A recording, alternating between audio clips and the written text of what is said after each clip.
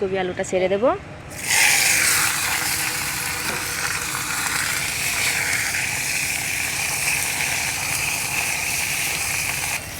এবার আমি মশলাগুলো দিয়ে দেব।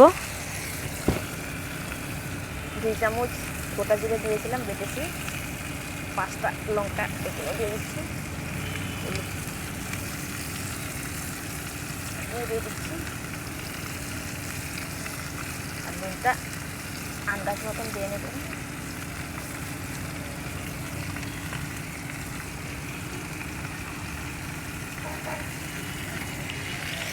এগুলোকে আমি ভালো মতো নেড়ে চেড়ে নেব।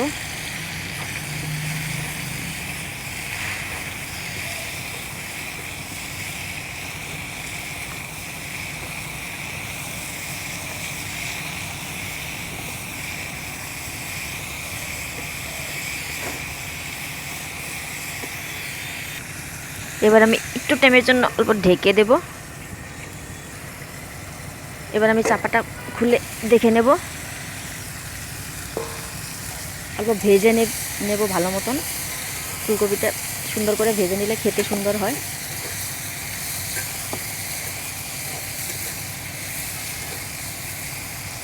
আর ফুলকপিতে কিন্তু তেলটা বেশি লাগে। আমি কতগুলো তেল দিয়েছিলাম দেখেছেন, সম্পূর্ণ তেল মানে ফুলকপি পুরো টেনে নিয়েছে।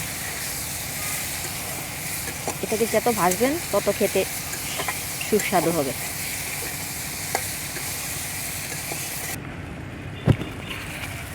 হ্যাঁ দেখেছেন ভাজাগুলো হয়ে গিয়েছে। এবার আমি আলুটা দেখে নিচ্ছি, আলুটাও পুরো সেদ্ধ হয়ে গিয়েছে। এবার আমি এখানে ঝুলটা দিয়ে দেব পরিমাণ মতো। এখন আমি ঝুলটা দিয়ে দিচ্ছি।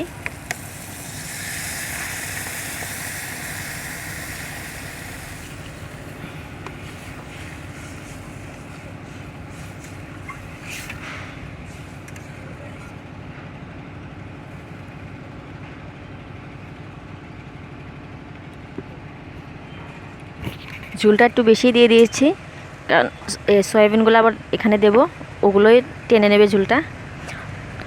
আর আমার চ্যানেলটিকে যে এখনও লাইক করেন নাই, শেয়ার করেন নাই, প্লিজ লাইক, শেয়ার, কমেন্ট আর সাবস্ক্রাইবটা করে দেবেন।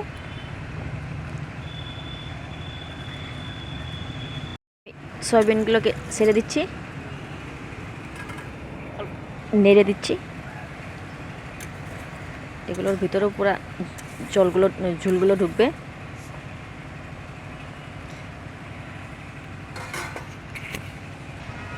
এটাতে আমি অল্প ধনিয়া পাতা ছিটিয়ে দিচ্ছি।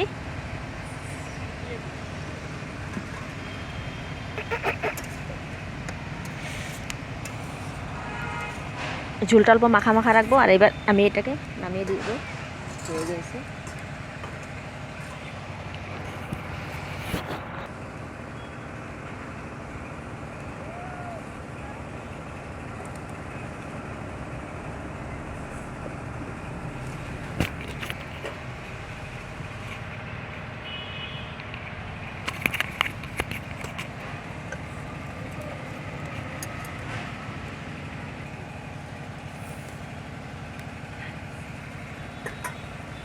তো ঝোলটা নামিয়ে দিলাম, হয়ে গেল। দেখেছেন কালারটা কি সুন্দর এসেছে। আপনারা অবশ্যই বানিয়ে খাবেন আর জানাবেন কীরকম হয়েছে সবজিটা।